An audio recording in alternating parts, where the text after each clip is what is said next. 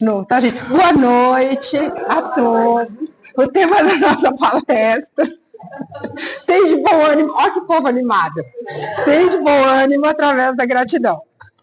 O tema é muito oportuno, porque a gente vive esses problemas coletivos que a gente já comentou e nossos desafios individuais. Esses são os mais complicados, porque o individual é aquela coisa, a gente sempre acha que é mais pesado. No coletivo, a gente um se abraça no outro, se encosta no outro e fala, tá difícil. Ah, tá difícil.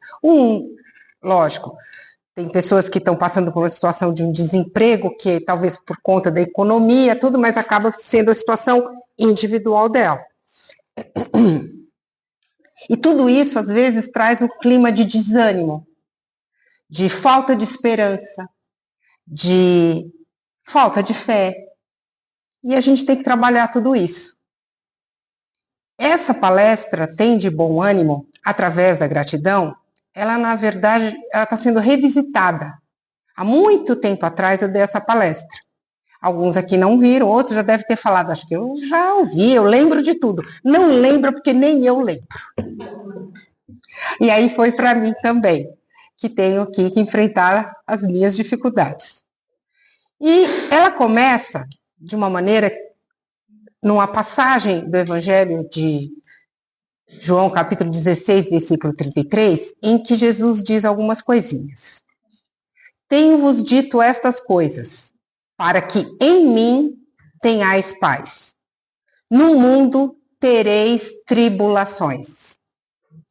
Mas tende bom ânimo, Jesus. Eu venci o mundo. E nós vamos destrinchar essa parte. Isso aí foi a última conversa de Jesus com seus discípulos antes da sua prisão e julgamento e morte. No capítulo 16 de João, é conhecido como o discurso do adeus. E Jesus dá uns recadinhos. Esses recadinhos serviram para os seus discípulos, mas de certa forma serve para nós também. Lógico, todo ensinamento do Cristo não é só para aquele tempo, até hoje. E ele diz assim, ele prepara os seus discípulos e a nós mesmos para o que virá. E nesses capítulos, não só no capítulo 16, no capítulo 14, 15, alguns itens interessantes. Primeiro ele fala, há muitas moradas na casa do meu pai. Ou seja, não existe só o aqui, existe o plano espiritual, existem os outros mundos que a gente já conhece também. A gente está no de provas. Nossa, turminha fiada, né? E existem os primitivos, a gente já falou sobre isso, não vou ficar tocando muito nisso. Aí Jesus ainda continua, eu sou o caminho, a verdade e a vida. Ele toca no Consolador Prometido, que para nós, o Consolador Prometido, a doutrina espírita, que traz para nós conhecimento. Não sei se vocês já perceberam o que acontece. Isso, às vezes, com algum católico, algum evangélico que não é espírita, que às vezes passou por uma situação difícil, e nessa situação difícil ele encontrou consolo dentro da doutrina, e não se tornou espírita. Ele encontrou consolo, e para ele aquilo bastou, ele voltou para onde ele está. Nem tanto porque aquilo traz as respostas, mas sabe, não, meus amigos estão na minha religião lá, eu estou acostumado, estou na minha zona de conforto, mas na hora que a coisa veio complicada para entender, foi procurar consolo na doutrina. Às vezes judeu, há um caso famoso de um judeu que foi até procurar o Chico, e assim vai. Então, essa parte do Consolador Prometido, que é a doutrina, que traz para a gente respostas que às vezes as outras escolas religiosas não dão. E que vos ameis uns aos outros. Ele ainda fala sobre o conflito entre o amor das suas mensagens e o ódio no mundo. Isso naquela época. Mudou muita coisa? Um pouco mudou. Era pior, a gente tinha escravidão, tinha outras coisas, mas há locais no mundo hoje que ocorrem verdadeiras atrocidades. Os conflitos que explodem aqui e acolá, No Brasil, a gente não tem guerra, mas praticamente a violência, Rio de Janeiro, Bahia, São Paulo, mata pessoas assim, mais que alguns lugares que tem guerra. Então, não estamos livres disso. E ele fala também, Jesus fala das perseguições que ocorrerão com seus discípulos e com seus seguidores. Graças a Deus também vivemos num país que temos liberdade religiosa, mas há lugares hoje que cristãos são mortos ainda. E ele fala ainda da separação do discípulo e do mestre, mas essa separação é apenas física, porque o amparo de Jesus está sempre presente. Fala ainda do Espírito de verdade, que enviará em seu nome. Vemos o Espírito de verdade onde? Nas obras básicas. Quantas lições temos ali que temos no final a assinatura do Espírito de verdade. E fala da proteção de Deus e o seu cuidado nas nossas vidas. Bem, isso foi um geralzão. Agora vamos esmiuçar mais. Ele diz assim, Jesus, tenho-vos dito essas coisas, para que em mim tenhais paz. Jesus fala para os seus discípulos, perseguição, morte, separação, tristeza. Como é que ele quer ter paz desse jeito? Eu vou sair correndo ouvindo isso. Mas a chave está na frase, num pedacinho, que em mim, Jesus, tenhais paz. Paz é uma construção do ser humano, ela está alicerçada na fé e na confiança. Aí aqui, somente o Cristo, por meio dos seus exemplos, de seus ensinamentos, ele pode nos dar conforto e uma certeza que eu posso enfrentar todas as dores e desafios que eu tenho que passar.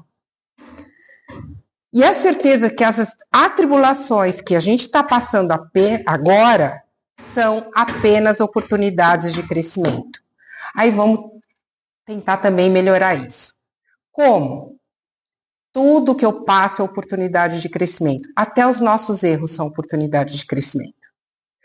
Até as escolhas erradas dentro do nosso livre-arbítrio é oportunidade de crescimento. Por quê? Que quando eu erro e caio em mim, que eu errei, eu tenho que fazer um caminho de volta e tentar consertar ou melhorar. Senão a dor vai pegar. Então, mesmo que você fale assim, não, fulano está sofrendo porque ele fez isso, mas não tinha juízo. Mas mesmo nessa situação, ele vai aprender alguma coisa. Ele errou e vai aprender.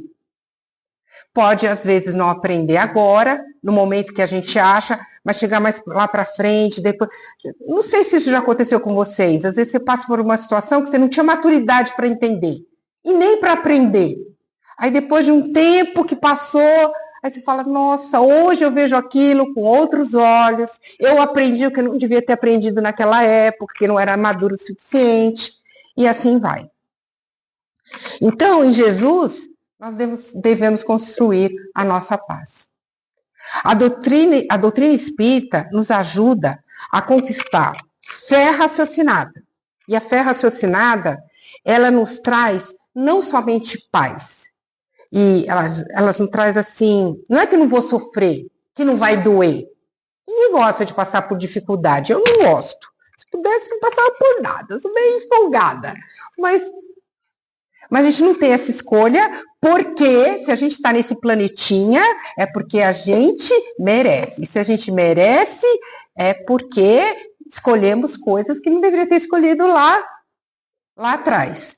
Então, tá tudo para o nosso bem. É difícil ser espírita, já percebeu? Eu já falei isso em várias palestras, vou repetir. Por quê? Ser espírita traz a responsabilidade para nós. Em outras escolas religiosas, a gente coloca a responsabilidade da nossa felicidade, delas todas na mão de Deus. Mas Deus foi tão bom que Ele faz com que nós aprendamos a conquistar as nossas virtudes e a nossa felicidade. E aí, geralmente a gente quer que caia, né? A gente arregaçar a mão não é... Arregaçar as mangas não é muito fácil. Por isso que Jesus ainda fala. Quando uma mulher dá para sim dar à luz, hoje nem tanto, né? Porque tem cesárea, tem a anestesia, mas o parto natural, aquele natural, Tem aquelas dores que falam, eu não sei porque eu tive cesárea, então eu não sei o que é uma dor de parto. Mas falam que é uma dor muito forte. Mas depois que a criança nasce, vem o quê? A alegria. E a mãe não lembra, tipo assim, nunca mais vou ter filho. É engraçado isso, né? Não vou ter mais porque eu passei por uma situação difícil. É assim na nossa vida em determinadas dificuldades. A gente passa por um momento, mas tudo passa. Tudo passa. É que na hora que está passando aquela dificuldade, parece que o tempo não passa. É que nem uma dor de dente no dentista. Parece uma eternidade. 5 minutos vendo uma coisa bacana, voa. 5 minutos com dor, né? Pensa naquele canal que a anestesia não pega, é uma eternidade. Não é? Mas tudo passa. E ele ainda diz: alegre seu coração.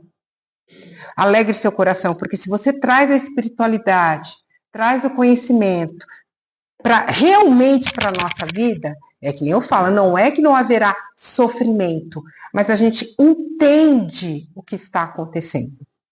A paz surge com certeza que a verdadeira vida é a espiritual. E a gente não vive assim geralmente. Qual que a gente dá valor? A gente dá valor à nossa vida material. A gente às vezes nem lembra da vida espiritual. A gente nem lembra que tem que conquistar esses valores espirituais. E que aqui é uma passagem em que a gente, lógico, a gente tem que trabalhar, a gente tem que ter abrigo, a gente tem que se alimentar. Tantas coisas são importantes. A gente está aqui no mundo da matéria. Mas a vida espiritual, ela é importante. Quando a gente a coloca, realmente dá essa importância a ela, a gente se fortalece mais ainda para enfrentar essas dificuldades. E ainda Jesus diz: nós colheremos o que semeamos. E vai ser aonde? Na etapa terrena.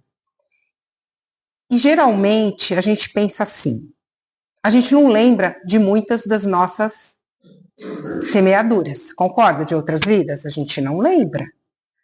A gente lembra dessa. E olha lá, se brincar, nem dessa vida a gente esquece de algumas coisas que a gente poderia ter feito diferente. Mas das outras a gente não lembra. Às vezes a gente tem uma ideia das nossas dificuldades devido às nossas tendências. Mas a gente pensa, puxa, eu acho que eu fiz isso, porque eu tenho essa parte. Ou então eu fui violenta. Eu devia ser uma pessoa muito brava, ou então impaciente. Mas assim, ou até eu tenho uma tendência, se eu não tomar cuidado, eu bebo, se eu não tomar cuidado, eu caio por um lado que não é legal. Se não tomar cuidado, eu adoro uma fofoquinha. Todo mundo tem seus defeitos, tá? É que a gente não tá chegando. Mas o que acontece? Mas saber o que nós plantamos, com certeza, a gente não lembra. Deus é bom e nos deu esquecimento. Mas a semeadura vem. Aí, quando a semeadura vem e a gente não lembra, às vezes a gente pensa que a gente está sendo vítima ou que a coisa é injusta para nós. Mas aí Jesus falou: no mundo tereis tribulações. Vivenciamos cada etapa carnal com essas expiações, com as nossas provas. Qual a diferença de prova e expiação? Expiação é aquilo que eu fiz e eu tenho que consertar. Prova. Prova, todo mundo vai passar por uma prova, que é para ver como é que eu me dou na riqueza. A prova da riqueza é boa, eu quero. Nem sempre. A prova da pobreza, a prova da saúde, a prova da falta da saúde. A gente passa por essas situações para aprender. Para aprender o quê? Que tanto tem que aprender. Quando a gente for um espírito muito evoluído, a gente vai entender tudo que a gente tem que aprender. E a gente tem dificuldade de aprender pelo amor. Infelizmente, vocês já estão cansados de ouvir isso. Necessitamos de quem? Da mestra dor. Mas a dor não precisa ser uma dor física. Essa dor pode ser um desconforto, uma contrariedade, uma contravontade, pode ser uma perturbação. Para cada um, essa dor vai ser diferente. E para cada um, ela vai ter um peso diferente. O que é muito difícil para mim, pode não ser para o outro. Até eu estava comentando, né? A gente não sabe, às vezes, das nossas reações. Lá na casa da Mana e do meu pai, tem uma cuidadora que tinha um cachorrinho. Ela era louca pelo cachorrinho dela. E o cachorrinho dela morreu. Ela ficou, gente, o trapo. Ela ficou uma coisa. E eu falei, gente, que exagero, tudo bem, né? A gente fica, mas não precisa tanto. E a cachorrinha faleceu ontem. Gente, eu fiquei um trapo. Aí eu falei, gente, que vergonha. Aí eu julguei, a gente não sabe a nossa reação, porque minha pitanguinha é muito companheira, né? Aquela coisa toda, quem conhece sabe a pitanguinha. Então, ontem foi uma perturbação. Ontem eu senti dor. E eu julguei de outra maneira o outro. Então, cada um é cada um tem sua dor. Se fosse a palestra, se ela. Ontem eu não dava palestra, viu? Não teria condição. Hoje eu já estou fortuna. Então, aprender com a dor é uma questão de escolha. Às vezes a gente pode escolher aprender ou não aprender. Se escolher não aprender, aí tinha uma moça que trabalhava em casa que ela dizia assim, lasquei-me, porque é pior. É pior, né? Apesar de tudo isso, vem Jesus e fala, tende bom ânimo. Ele diz isso para os seus discípulos e conclamava o bom ânimo, mesmo sabendo de tudo que ia passar. E aí vem ânimo. O que é ânimo? Que vem do latim animus, alma ou coragem. É uma condição emocional relacionada ao seu estado de espírito. Você é que o produz. De novo, ó a responsabilidade para a gente. Reúne força, coragem, determinação, desassombro perante a vida. Ainda continua. O ânimo é o que nos impele para frente, apesar das dificuldades do caminho. Bom ânimo é ter esperança na certeza de dias melhores. Bom ânimo é saber que, apesar da noite escura, um novo dia irá raiar. Aí vocês podem perguntar, mas há situações que eu tenho certeza, a princípio, que daqui não vai melhorar. Como é que eu vou ter bom ânimo? Aí tem que ter o pensamento em dias futuros. Por isso que é bom ser espírita, a gente tem que ter esperança. Se dessa vez eu não conseguir fazer tudo, teremos outras oportunidades, outras encarnações. E se eu fizer a lição direitinho, na próxima vai ser bem melhor do que essa. No plano espiritual, eu vou encontrar alegria. Aí você fala, mas quem é imediatista? Como nós somos imediatistas, o que a gente pensa? Não, mas eu não quero lá na frente, eu quero hoje. Eu quero agora. Eu mereço. Será que a gente merece? É uma pergunta que cada um se faz, tá? E aí a gente tem alguns exemplos na Bíblia mesmo de casos de bom ânimo, de determinação e de coragem. Um é a mulher hemorroíça, que o digníssimo Douglas Sobral já deu essa palestra aqui no Centro da Mulher Hemorroíça, que é um caso de coragem. A mulher sangrava menstruada por anos a fio sem parar, numa época em que isso significava ser impura. Era quase pessoa tratada como uma leprosa, nada que ela tocasse, onde ela ficasse. Então ela ficou solitária e sofrendo, pensa, nessa situação, por anos, fraca e tudo mais. Ela foi atrás de Jesus. E tem aquela cena linda dela tocando nas vestes de Jesus, Jesus olhar e dizer, né? Que saiu uma... Qual é a palavra certa, Douglas? Virtude. Que saiu uma virtude, ou seja, ele sentiu que ele curou alguém. E ela para passar, gente, pensa quando Jesus passava, era um monte de gente amontoada. Tinha para chegar perto de Jesus, tinha que se esforçar. Ela foi lá, ela tinha a certeza que ele podia apenas no toque, ela sentiu, eu vou tocá-lo. Então, foi dela. Outra situação que também a gente pode ver, é Paulo após ser apedrejado. Ele diz assim: é necessário que passemos por muitas tribulações para entrar no reino de Deus.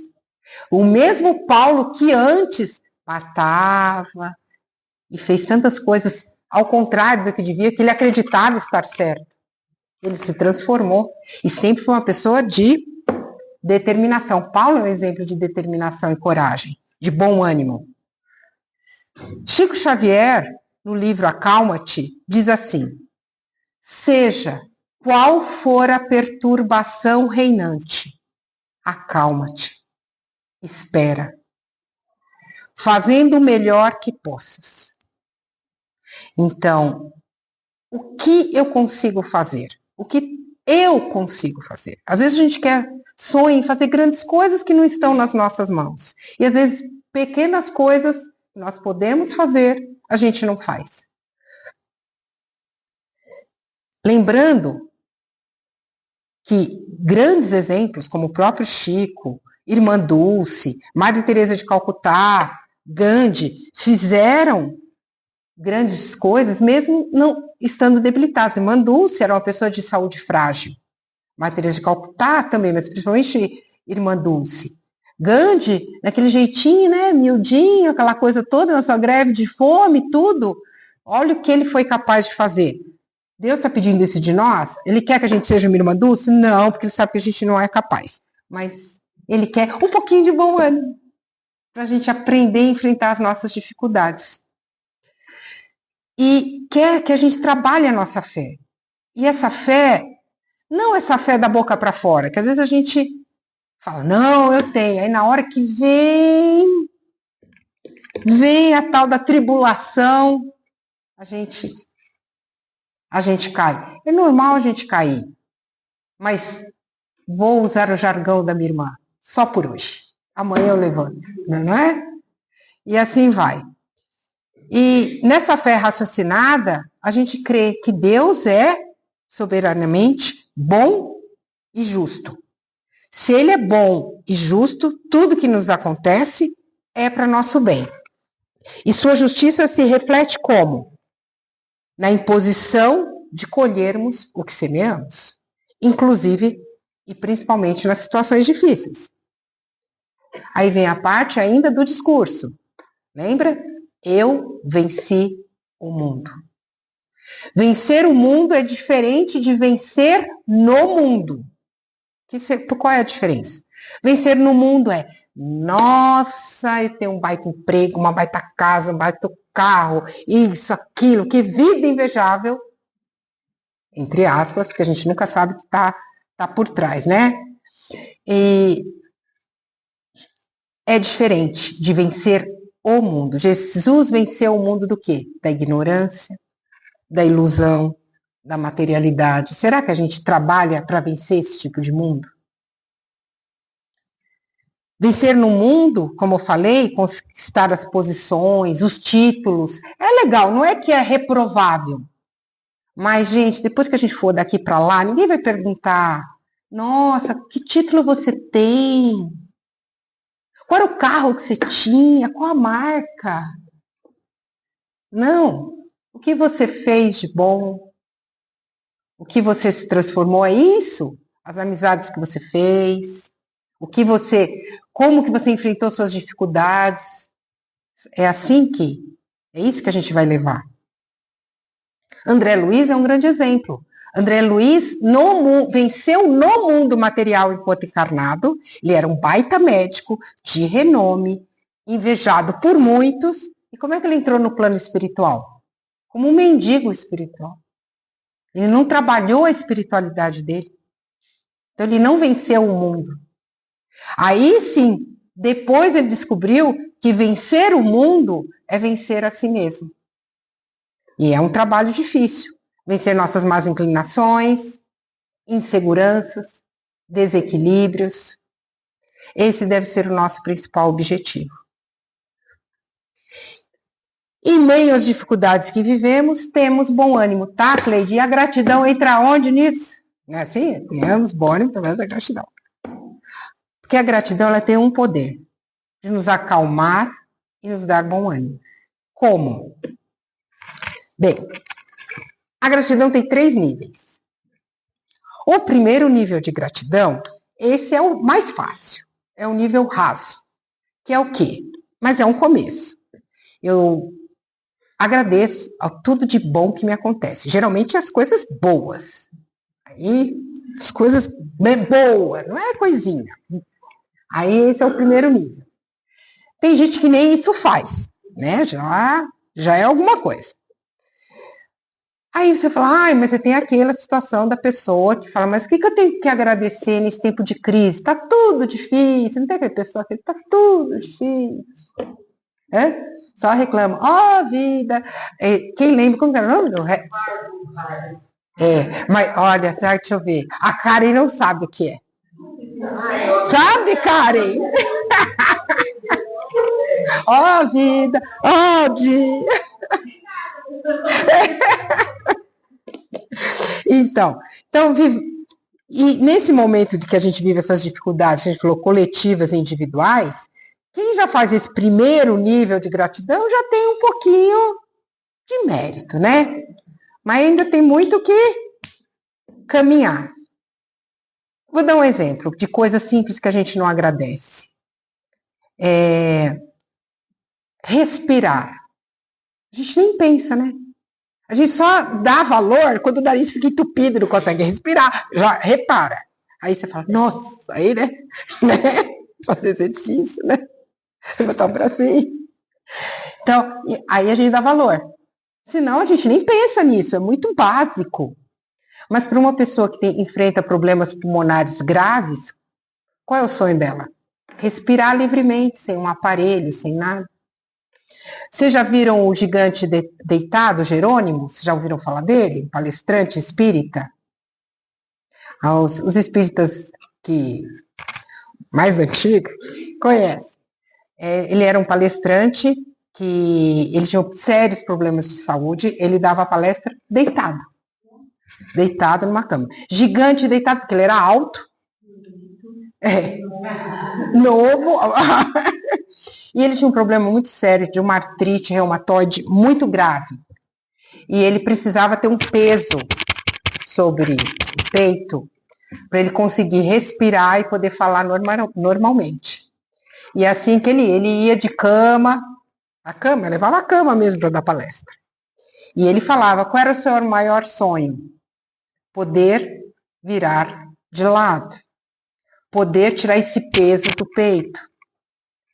E aí, quando ele desencarnou, a história dele é muito bonita. Quem quiser dar uma pesquisada, se quiserem eu revisito essa palestra uma outra vez, que eu já dei essa palestra aqui, é muito legal a história dele. E ele desencarnou e aí ele descobriu por que ele passou por tudo isso e por que ele venceu e ele encontrou a alegria do outro lado. Um resumo rapidinho, né? Então, a gente não agradece a família que a gente tem. Não, mas a família que eu tenho é difícil. Não. Gente, toda família tem complicação. Uma ali, outra, toda família. Né? Uns mais, uns menos. Não existe família perfeita. Perfeita. Sempre vai ter um probleminha. Ou um problemão, não sei. Mas, mesmo assim, mesmo nessa situação, muitos sonham em ter uma família, não tem nada. Vai lá no orfanato ver se uma criança que não tem ninguém, qual é o sonho dela? Ter uma família. Então a gente não dá valor a muitas coisas que nós temos. Mas, voltando para o segundo nível, para a lei 3, né? Segundo nível de gratidão. Ser grato pelo mal que não te chega, o tal do livramento. Nossa, eu cheguei em casa hoje, nada de ruim me aconteceu. Ou então, nossa, quase me aconteceu tal coisa e eu quase bati o carro, mas não bati. Quase fui atropelado, mas não fui. Sabe aquela história? Graças a Deus, que proteção. Eu conto isso, já contei isso várias vezes, que eu sou a rainha dos livramentos, porque eu sou estabanada, gente. Sou estabanada. Que no centro lá de Juiz de Fora, eu já contei essa história, né? Eu ia descer escada, escadão, assim. E eu, né, conversando, não vi a escada. E eu juro que eu escutei alguém assim no meu ouvido, e não foi nenhum encarnado. Eu escutei, para! Aí eu parei, assustei. Aí eu olhei, gente, mas era uma escada, gente. Era uma escada. Então, um livramento, agradecer, mal que não te chega. Então, terminar o dia com saldo positivo é uma dádiva. Aí você fala, poxa, meu Deus, aconteceu isso difícil, mas aconteceu isso de bom, aconteceu isso de bom, aconteceu isso de bom. Aí quando a gente começa, a fala, não foi tão ruim assim, né? Tá? O terceiro nível. Gente, o terceiro nível eu não consigo. Esse é só para os fortes e destemidos. Sinceramente, nem sei quando eu vou conseguir, tá? Ser grato pelo mal que te chega. Aí é difícil, hein? Aí você fala, não, isso é coisa de masoquista. Isso é coisa de, né? Isso é coisa de doido, você tá surtando. Mas vai ter uma explicação, tá? É ter consciência que tudo que nos chega tem um propósito, um ensinamento. Então, ser grato às adversidades, porque ela ensina o quê? Tolerância, simpatia, autoconfiança, perseverança, aprender a ser mais esperto, a ser menos estabanado, e assim vai, né? Então, virtudes que a gente desenvolve, que às vezes sem as atribulações a gente não desenvolveria. Santo Agostinho falava, as provas rudes, as provas difíceis, aquela difícil mesmo, são sempre indício de um fim de sofrimento e aperfeiçoamento do espírito, quando aceitas com o pensamento em Deus. Há diferença, hein? Não basta ter uma prova difícil. Se está na prova difícil revoltado, aí lascou. Geralmente pensamos assim, quando aquela pessoa está sofrendo uma prova muito difícil. Coitado, como sofre. Não é isso que a gente pensa? E é normal a gente ter isso, não é que não. Mas a gente esquece que essa pessoa pode estar perto da liberdade dela. Pode ser um Jerônimo deitado da vida. Estar livre, ter paz, encontrar a verdadeira felicidade, ter feito sua lição de casa, ser um completista, fez tudo certo. E a gente que não está passando por coisa tão difícil assim, a gente não sabe o que a gente vai passar ainda, se a gente não está pronto para passar, tem isso também. Deus dá o frio conforme o cobertor. Então, a gratidão pelos aparentes insucessos fazem parte do aprendizado. E a ocorrência de dissabores morais, esses são difíceis. Não é fácil de sabor, não é? Ninguém vai ficar feliz. Mesmo que está no terceiro nível de gratidão, não está assim, ai, que legal. Não. Ele tem uma outra consciência. O que eu tenho que aprender? Sem revolta. Aí diz assim, ó, traição, calúnia, abandono afetivo, dói. Dói muito, mas tudo tem uma razão de ser. William Shakespeare diz uma coisa que eu achei bem interessante. Aprende a ser grato a Deus por não nos dar tudo que pedimos, pois não sabemos o que é melhor para nós. Que possamos aprender a apreciar a simplicidade, pois nela a gente vai encontrar a felicidade, aprender a ter virtude. No final, tá estamos terminando, gente. Hoje eu estou falando muito. No final daquele dia difícil, ou não importa, no momento da prece, mas se no momento da prece eu estiver exausta, desanimada, desanimado, às vezes desesperado, façamos aquela reflexão. O que eu recebi de bom hoje? Depois que eu fizer essa reflexão, aí você vai pedir força para enfrentar essa grande dificuldade que está corroendo. Mas primeiro reflete. O que eu recebi de bom hoje? Agradece. Você vai ver que você vai ter um pouco mais de bom ânimo. Que você vai enfrentar as coisas diferente. Que se essa reflexão for detalhada mesmo, Porque às vezes a gente está tão desesperado que a gente não consegue refletir, a gente não para, a gente não respira. Então para, respira, pensa. A gente está aqui, quem está aqui hoje já tem conhecimento, tem condições de fazer isso.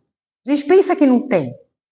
A gente pensa, a gente não confia na nossa própria capacidade de fortalecimento, a gente não confia que é capaz de enfrentar certas dificuldades. Na hora que a gente olha e fala, eu não vou dar conta. Aí depois que passa, fala, não é que eu dei conta, mas na hora eu pensei que não ia dar. Então tenhamos o bom ânimo. Aprendamos a agradecer, a confiar e saber que estamos sempre amparados. Muito obrigada.